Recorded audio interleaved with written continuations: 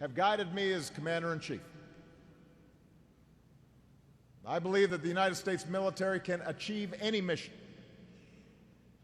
that we are and must remain the strongest fighting force the world has ever known.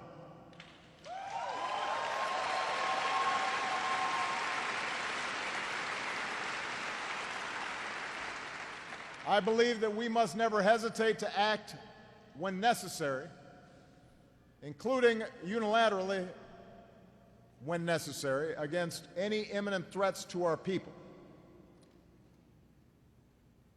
But I've also insisted that it is unwise and unsustainable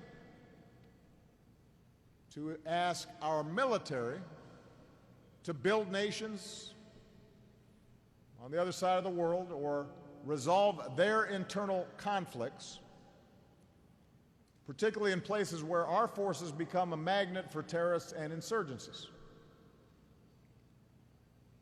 Instead, it's been my conviction that even as we focus relentlessly on dismantling terrorist networks like Al-Qaeda and ISIL, we should ask allies to do their share in the fight.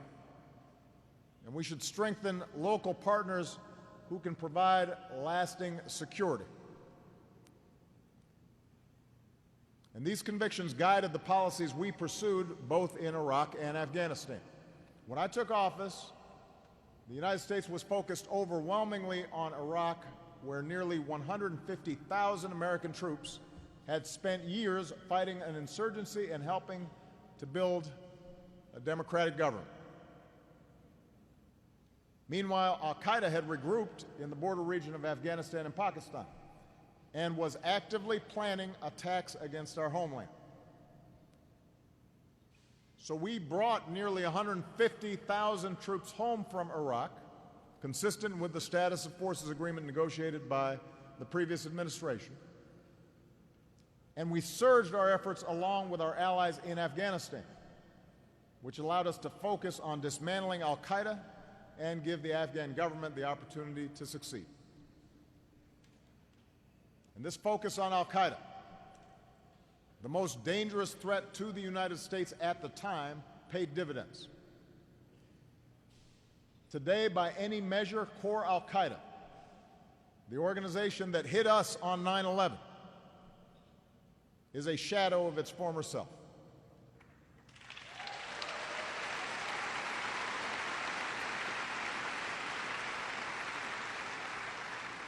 Plots directed from within Afghanistan and Pakistan have been consistently disrupted. Its leadership has been decimated. Dozens of terrorist leaders have been killed. Osama bin Laden is dead.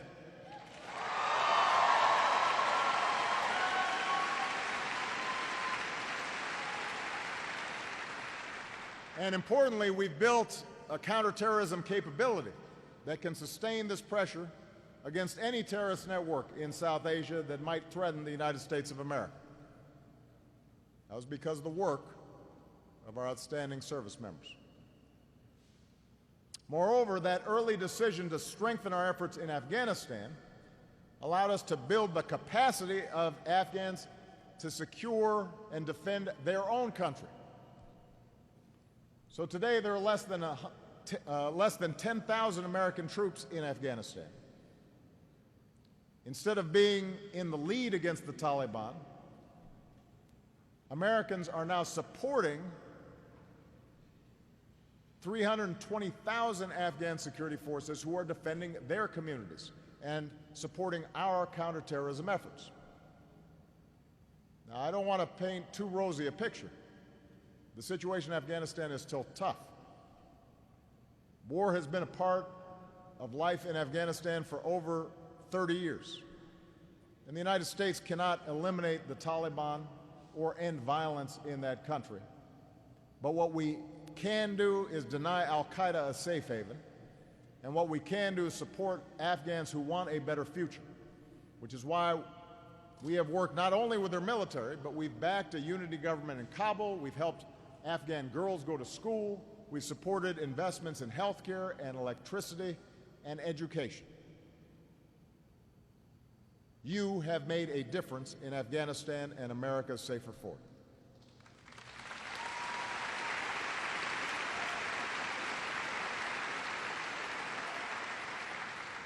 Of course, the terrorist threat was never restricted to South Asia or to Afghanistan or Pakistan. Even as al-Qaeda has been decimated in Afghanistan and Pakistan, the threat from terrorists metastasized in other parts of the Middle East and North Africa. And most dangerously, we saw the emergence of ISIL, the successor to al-Qaeda in Iraq, which fights as both a terrorist network and an insurgency. There's been a debate about ISIL that's focused on whether a continued U.S. troop presence in Iraq back in 2011 could have stopped the threat of ISIL from growing. And as a practical matter, this was not an option. By 2011, Iraqis wanted our military presence to end, and they were unwilling to sign a new status of forces agreement to protect our troops from prosecution if they were trying to defend themselves in Iraq. In addition, maintaining American troops in Iraq at the time could not have reversed the forces that contributed to ISIL's rise. A government in Baghdad that pursued a sectarian agenda, a brutal dictator in Syria who lost control of large parts of the country, social media that reached a global pool of recruits, and a hollowing out of Iraq's security forces, which were ultimately overrun in Mosul in 2014. In fact, American troops, had they stayed there, would have lacked legal protections and faced a choice between remaining on bases or being drawn back into a sectarian conflict against the will of Iraq's elected government or Iraq's local populations. But circumstances changed. When ISIL made substantial gains, first in Mosul and then in other parts of the country, then suddenly Iraqis reached out once again for help. And in shaping our response, we refused to repeat some of the mistakes of the 2003 invasion that had helped to give rise to the organization that became ISIL in the first place. We conditioned our help on the emergence of a new Iraqi government and prime minister that was committed to national unity and committed to working with us. We built an international coalition of nearly 70 nations, including some of Iraq's neighbors. We surged our intelligence resources so that we could better understand the enemy. And then we took the fight to ISIL in both Iraq and Syria, not with American battalions, but with local forces backed by our equipment and our advisors and, importantly, our special forces. In that campaign, we have now hit ISIL with over 16,000 airstrikes. We have equipped and trained tens of thousands of partners on the ground, and today the results are clear. ISIL has lost more than half its territory. ISIL has lost control of major population centers. Its morale is plummeting. Its recruitment is drying up. Its commanders and external plotters are being taken out, and local populations are turning against it.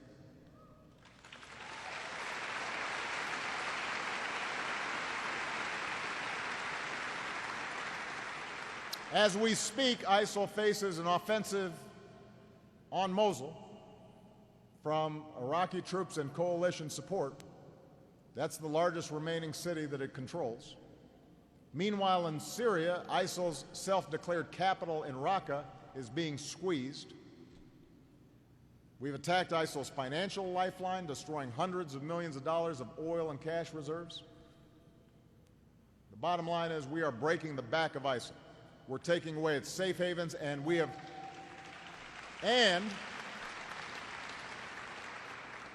accomplished all this at a cost of $10 billion over 2 years, which is the same amount that we used to spend in 1 month at the height of the Iraq War. So the campaign against ISIL has been relentless, it has been sustainable, it has been multilateral. And it demonstrates a shift in how we've taken the fight to terrorists everywhere, from South Asia to the Sahel.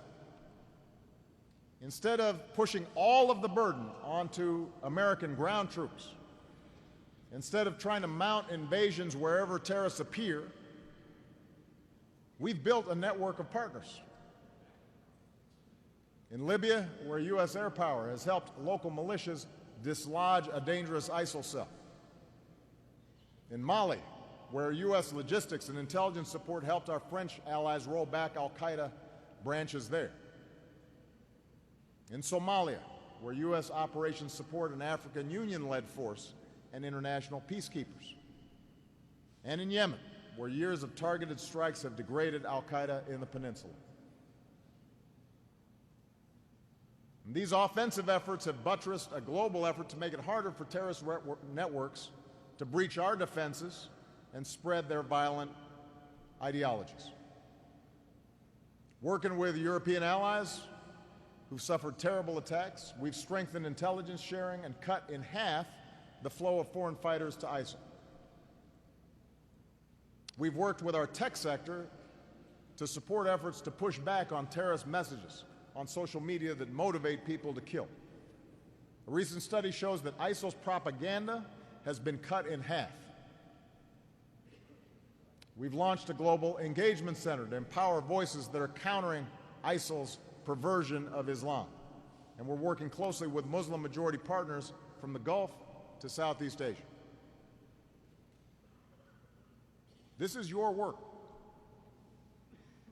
We should take great pride in the progress that we've made over the last 8 years. That's the bottom line. No foreign terrorist organization has successfully planned and executed an attack on our homeland.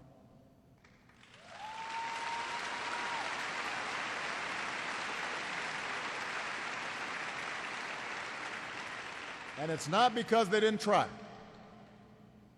Plots have been disrupted, terrorists have been taken off the battlefield. And we've done this even as we drew down nearly 180,000 troops in harm's way in Iraq and Afghanistan. Today, there are just 15,000. New partnerships have been built. We've respected the rule of law. We've enlisted our values in this fight. And all of this progress is due to the service of millions of Americans like you in intelligence and in law enforcement, in homeland security, in diplomacy, in the armed services of the United States of America. It's thanks to you. Thanks to you.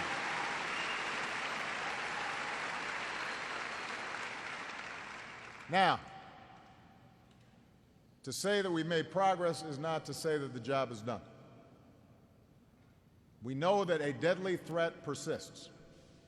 We know that in some form, this violent extremism will be with us for years to come. In too many parts of the world, especially in the Middle East, there's been a breakdown of order that's been building for decades. And it's unleashed forces that are going to take a generation to resolve. Long-term corruption has rotted too many nation-states from within. Governance is collapsing. Sectarian conflicts rage. A changing climate is increasing competition for food and water. And false prophets are peddling a vision of Islam that is irreconcilable with tolerance and modernity and basic science. And in fact, every one of these trends is at play inside of Syria today. And what complicates the challenge even more is the fact that for all of our necessary focus on fighting terrorists overseas, the most deadly attacks on the homeland over the last 8 years have not been carried out by operatives with sophisticated networks or equipment directed from abroad. They've been carried out by homegrown and largely isolated individuals who were radicalized online. These deranged killers can't inflict the sort of mass casualties that we saw on 9/11. But the pain of those who lost loved ones in Boston, in San Bernardino, in Fort Hood and Orlando, that pain continues to this day. And in some cases, it has stirred fear in our populations and threatens to change how we think about ourselves and our lives. So while we've made it much more difficult, you have made it much more difficult to carry out an attack approaching the scale of 9/11, the threat will endure. We will not achieve the kind of clearly defined victory comparable to those that we won in previous wars against nations. We won't have a scene of the Emperor of Japan and Douglas MacArthur and a surrender. And the reason we won't have that is because technology makes it impossible to completely shield impressionable minds from violent ideologies. And somebody who's trying to kill and willing to be killed is dangerous, particularly when we live in a country where it's very easy for that person to buy a very powerful weapon. So rather than offer false promises that we can eliminate terrorism by dropping more bombs or deploying more and more troops or fencing ourselves off from the rest of the world, we have to take a long view of the terrorist threat, and we have to pursue a smart strategy that can be sustained. In the time remaining, let me just suggest what I think should guide this approach. First of all, a sustainable counterterrorism strategy depends on keeping the threat in perspective. The terrorist threat is real and it is dangerous. But these terrorists want to cast themselves as the vanguard of a new world order. They are not. They are thugs and they are murderers, and they should be treated that way.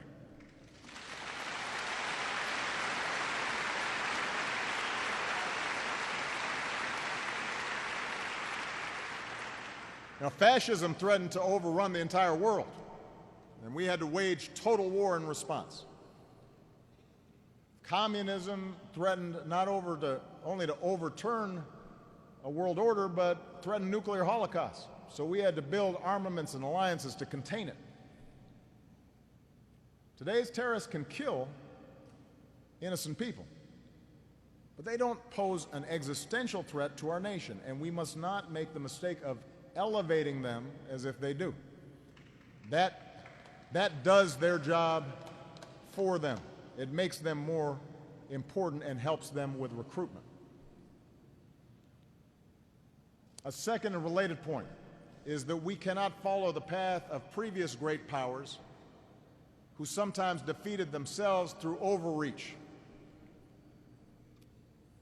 By protecting our homeland while drawing down the number of troops serving in harm's way overseas, we helped save resources, but more importantly, we saved lives.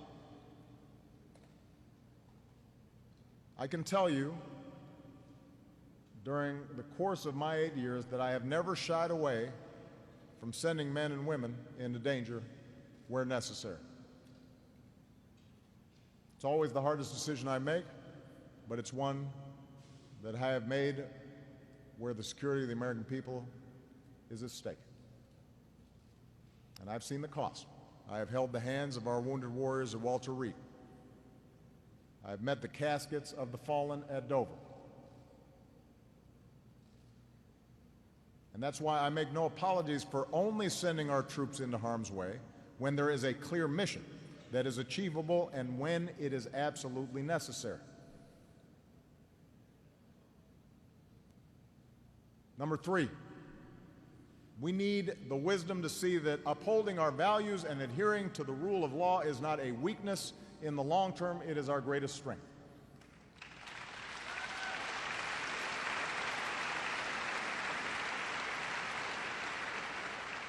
The whole objective of these terrorists is to scare us into changing the nature of who we are and our democracy. And the fact is, people and nations do not make good decisions when they are driven by fear. These terrorists can never directly destroy our way of life. But we can do it for them if we lose track of who we are and the values that this nation was founded upon.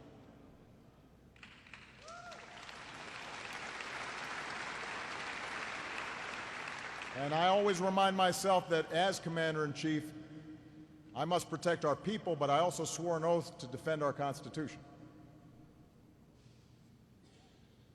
And over these last 8 years, we've demonstrated that staying true to our traditions as a nation of laws advances our security as well as our values.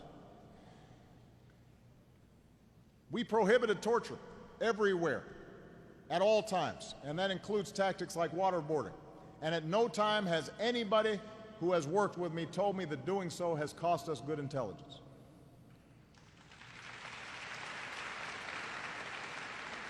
When we do capture terrorists, despite all the political rhetoric about the need to strip terrorists of their rights, our interrogation teams have obtained valuable information from terrorists without resorting to torture, without operating outside the law. Our Article III courts have delivered justice faster than military trials. And our prisons have proven more than capable of holding the most dangerous terrorists.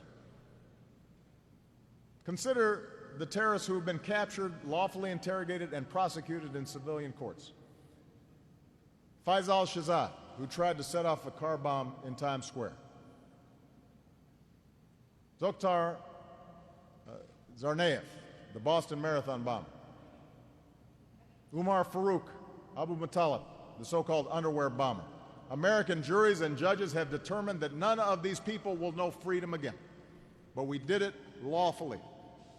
And the wheels of justice right now are turning for others. Terrorists like Ahmed Wasarmi, an al-Shabaab commander, and Abu Khatala, accused leader of the Benghazi attacks.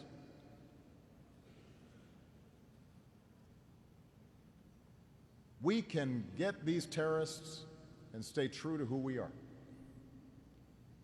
And in fact, our success in dealing with terrorists through our justice system reinforces why it is past time to shut down the detention facility at Guantanamo. This is not just my opinion, it's the opinion of many military leaders. During my administration, we have responsibly transferred over 175 detainees to foreign governments with safeguards to reduce the risk of them returning to the battlefield. And we've cut the population in Gitmo from 242 to 59. The politics of fear has led Congress to prevent any detainees from being transferred to prisons in the United States, even though, as we speak, we imprison dangerous terrorists in our prisons, and we have even more dangerous criminals in all of our prisons across the country. Even though our allies oftentimes will not turn over a terrorist if they think that terrorist could end up in Gitmo. Even though groups like ISIL use Gitmo in their propaganda. So we're wasting hundreds of millions of dollars to keep fewer than 60 people in a detention facility in Cuba. That's not strength. Until Congress changes course, it will be judged harshly by history, and I will continue to do all that I can to remove this blot on our national honor.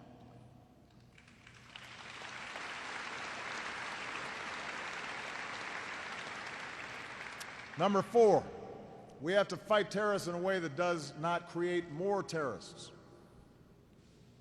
For example, in a dangerous world, terrorists seek out places where it's often impossible to capture them or to count on local governments to do so.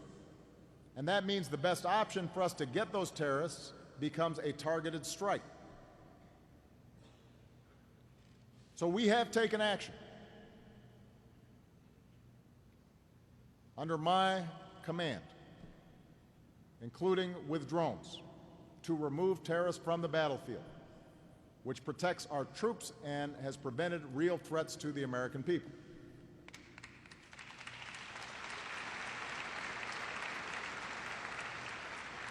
Now, under rules that I put in place and that I made public, before any strike is taken outside of a war zone, there must be near certainty that no civilians will be killed or injured. And while nothing is certain in any strike, and we have acknowledged that there are tragic instances where innocents have been killed by our strikes, this is the highest standard that we can set. Nevertheless, we still have critics who suggest that these strikes are wrong. And I say to them, you have to weigh the alternatives. Drone strikes allow us to deny terrorists a safe haven without airstrikes, which are less precise, or invasions that are much more likely to kill innocent civilians as well as American service members. So the actions that we've taken have saved lives at home and abroad. But the point is that we do have to be careful to make sure that when we take actions, we're not alienating local populations, because that will serve as recruitment for new terrorists.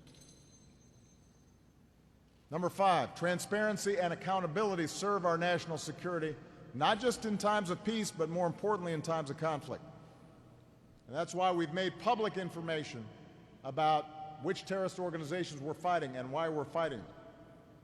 We've released assessments of non-combatants killed in our operations, taking responsibility when mistakes are made.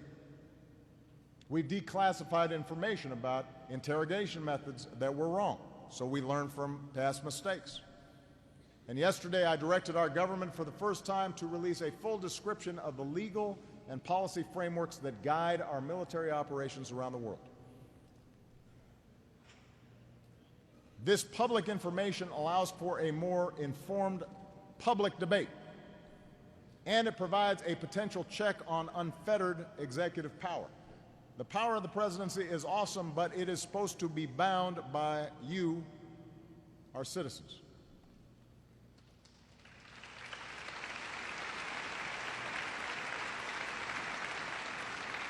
But here's the thing, that information doesn't mean anything.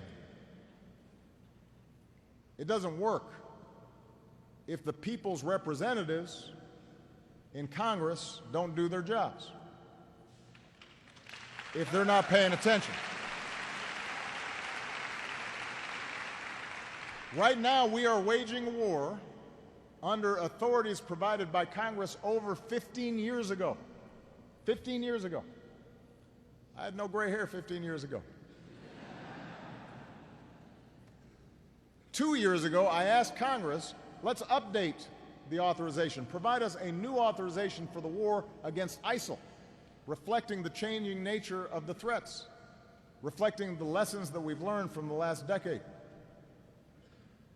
So far, Congress has refused to take a vote. Democracies should not operate in a state of permanently authorized war. That's not good for our military. It's not good for our democracy. And by the way, part of the reason that's dangerous is because today, with our outstanding all-volunteer force, only 1% of the population is actually fighting. Which means that you are carrying the burden. Which means that it is important for us to know what it is that we're doing and have to explain what we're doing to the public, because it becomes too easy to just send 1% of the population out to do things, even if they're not well thought through. If a threat is serious enough to require the sacrifice of our men and women in uniform, then members of Congress should at least have the courage to make clear where they stand, not on the sidelines, not on cable TV shows, but by fulfilling their constitutional duty and authorizing the use of force against the threats that we face today. That's how democracies are supposed to work. Number 6, alongside our outstanding military work, we have to draw upon the strength of our diplomacy. Terrorists would love to see us walk away from the type of work that builds international coalitions and ends conflicts and stops the spread of deadly weapons. It would make life easier for them. It would be a tragic mistake for us. Just think about what we've done these last 8 years without firing a shot. We've rolled back Iran's nuclear program. That's not just my assessment. That's the assessment of Israeli intelligence, even though they were opposed to the deal. We've secured nuclear materials around the globe, reducing the risk that they fall into the hands of terrorists. We've eliminated Syria's declared chemical weapons program. All of these steps have helped keep us safe and helped keep our troops safe. Those are the result of diplomacy. And sustained diplomatic efforts, no matter how frustrating or difficult they sometimes appear, are going to be required to resolve the conflicts roiling in the Middle East, from Yemen to Syria to Israel and Palestine. And if we don't have strong efforts there, the more you will be called upon to clean up after the failure of diplomacy. Similarly, any long-term strategy to reduce the threat of terrorism depends on investments that strengthen some of these fragile societies. Our generals, our commanders understand this. This is not charity.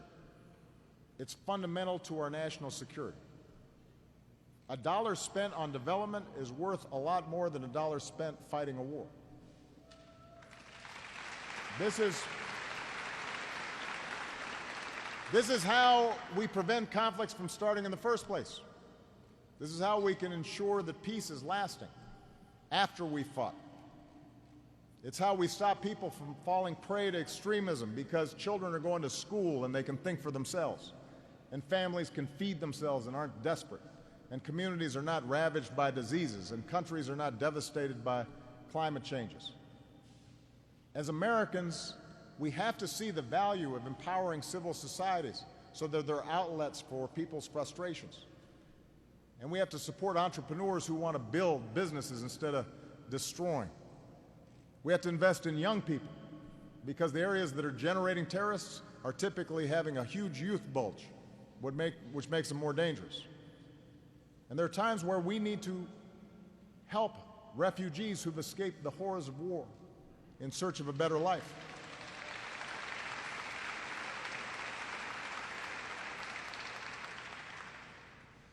Our military recognizes that these issues of governance and human dignity and development are vital to our security. It's central to our plans in places like Afghanistan and Iraq. Let's make sure that this wisdom is reflected in our budgets as well. And finally, in this fight, we have to uphold the civil liberties that define us. Terrorists want us to turn on one another. And while defeating them requires us to draw upon the enormous capabilities of all of our governments, we have to make sure changes in how we address terrorists are not abused. This is why, for example, we've made extensive reforms in how we gather intelligence around the world, increasing oversight, placing new restrictions on the government's ability to retain and search and use certain communications so that people trust us, and that way they cooperate and work with us. We don't use our power to indiscriminately read emails or listen to phone calls, just targeted at folks who might be trying to do us harm. We use it to save lives. And by doing so, by maintaining these civil liberties, we sustain the confidence of the American people, and we get the cooperation of our allies more readily. Protecting liberty, that's something we do for all Americans and not just some.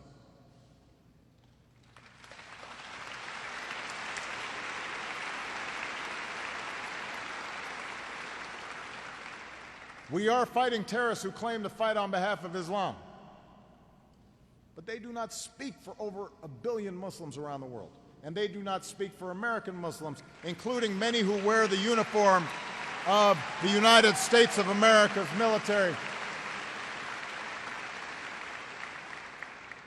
If we stigmatize good, patriotic Muslims, that just feeds the terrorist narrative.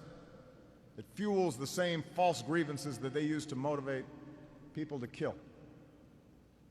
If we act like this is a war between the United States and Islam, we're not just going to lose more Americans to terrorist attacks, but we'll also lose sight of the very principles we claim to defend. So let my final words to you, as your Commander-in-Chief, be a reminder of what it is that you're fighting for, what it is that we are fighting for. The United States of America is not a country that imposes religious tests as a price for freedom. We're a country that was founded so that people could practice their faith as they choose. The United States of America is not a place where some citizens have to withstand greater scrutiny or carry a special ID card or prove that they're not an enemy from within. We're a country that has bled and struggled and sacrificed against that kind of discrimination and arbitrary rule here in our own country and around the world. We're a nation that believes freedom can never be taken for granted, and that each of us has a responsibility to sustain it. The universal right to speak your mind and to protest against authority, to live in a society that's open and free, that can criticize our president without retribution.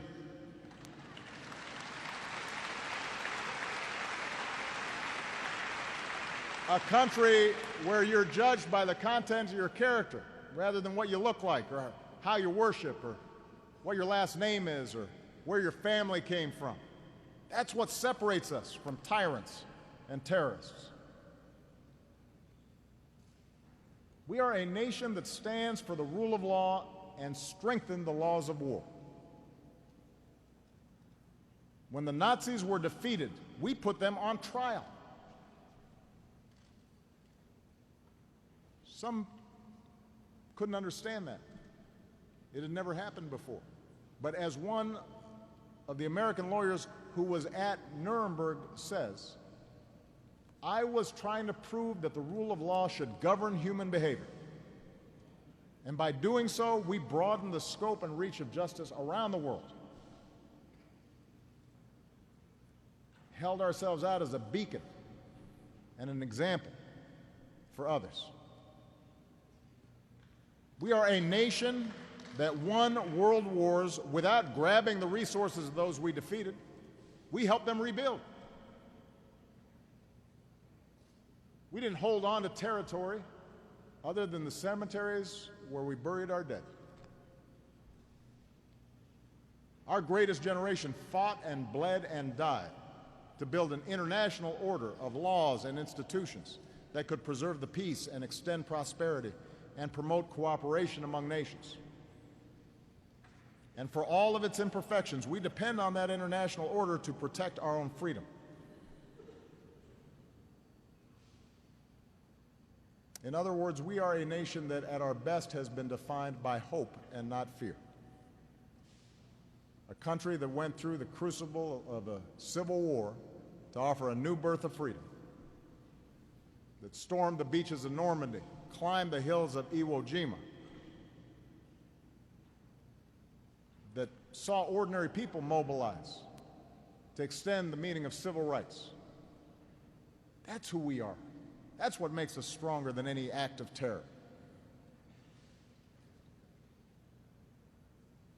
Remember that history. Remember what that flag stands for.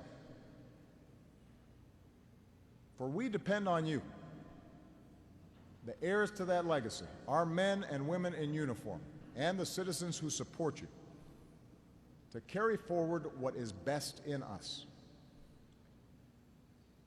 That commitment to a common creed, the confidence that right makes might, not the other way around.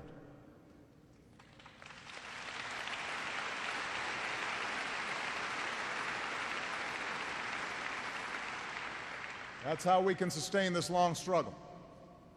That's how we'll protect this country.